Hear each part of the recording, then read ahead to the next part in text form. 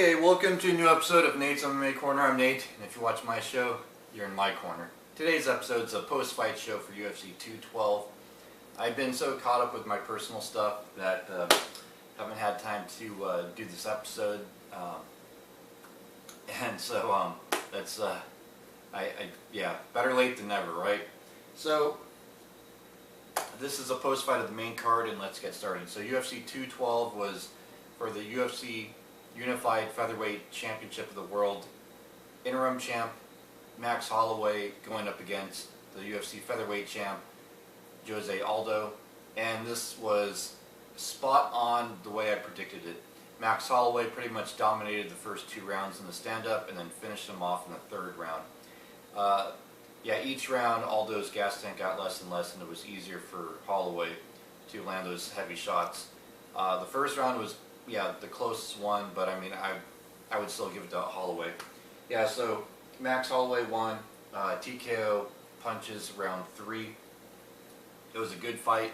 So Max Holloway is now your new undisputed UFC featherweight champ of the world at 145 pounds, and he's quite possibly going to go on to be one of the greatest champs in UFC featherweight history. Then in the women's strawweight division, the co-main event, we had Claudia Gadelha versus Karolina Kowalkiewicz.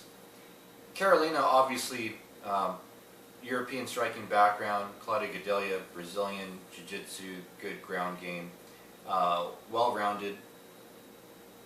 And yeah, Claudia won.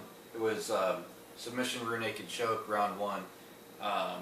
3 minutes and 3 seconds into it, I was kind of shocked. I thought this fight was going to go on a little bit longer. I didn't think Claudia would get her down that easily. But it was a really impressive win for Claudia, and it definitely moves her up the rankings that much more. It was a great fight, one of my favorite on this pay-per-view main card. If you missed this one, definitely check it out. Then in the middleweight division, we had Vitor Belfort versus Nate Marquardt. This one I was really shocked by. I thought if any fight goes to a first-round stoppage, it's going to be this fight. I thought Vitor Belfort would just cream him with some big, flashy roundhouse kick or something. And yeah, it was decision unanimous. It was 29-28 across the board for Vitor Belfort.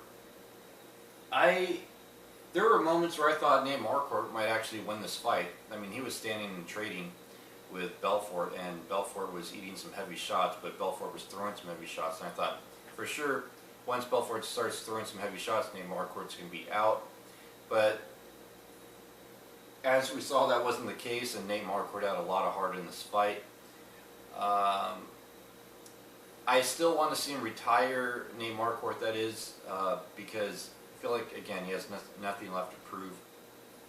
Like I said on my pre-fight show, I don't want to see him get too much more damage. And yeah, I think he's had a great career.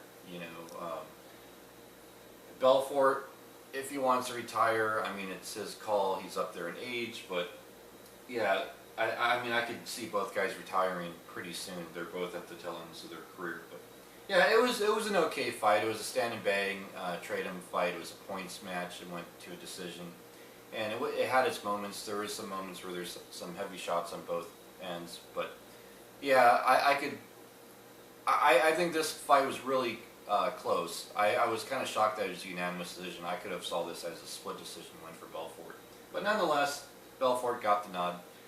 Then, also in the middleweight division, we had Paulo Perichinha. I believe I said that right. Anyways, he's a top prospect to look for in the middleweight division.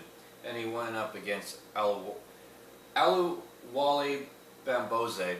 And Bamboze, American striker, can stand and bang and has knockout power. This was TKO punches round 2 for Paulo. I knew there would be a knockout in this fight, but I wasn't sure which side. I mean, I picked Aluwale on my fantasy, and this is the only fight on the main card I got wrong. But I wasn't too sure about my pick on this one because I felt like this fight could have gone either way with a knockout. But it was Paulo that got the knockout here, who did his thing and was able to get the knockout, and it was pretty impressive. So yeah, Holloway's definitely a prospect at middleweight. Then in the welterweight division, to kick off the main card, we had Yancy Medeiros versus Eric Silva. TKO punches round 2 victory for Yancy Medeiros. Yeah, it was 2 minutes and 1 second to that second round. And I just knew that at some point Yancy would find his knockout shots, because Eric Silva's a guy that's either going to knock you out or he's going to get knocked out. And if he knocks you out, it's typically going to be in that first round. That's what he's known for. The later rounds, he might, but I mean, if he's in a 5-round fight, I don't see him getting a knockout in the 4th and 5th round. And then in a 3-round fight, the 3rd round, kind of questionable. Yancy Medeiros, I knew his gas tank would last, and he would just keep teeing off until he found that knockout blow. And Yancy Medeiros is definitely a prospect to look out for at welterweight. I think it's a good weight class for him. And his striking's good, and his ground game is not too shabby either. So that wraps up the post-fight show for UFC 212, Holloway versus Aldo. Stay tuned for my pre-fight show for UFC Fight Night, Brunson versus Hunt, heavyweight clash of the ages.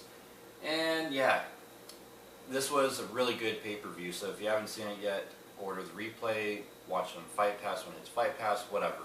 But nonetheless, this was a good card. I enjoyed it a lot. And yeah, again, stay tuned for my next episode, which is a pre-fight for Derek Lewis and Mark Hunt. And so until then, see ya.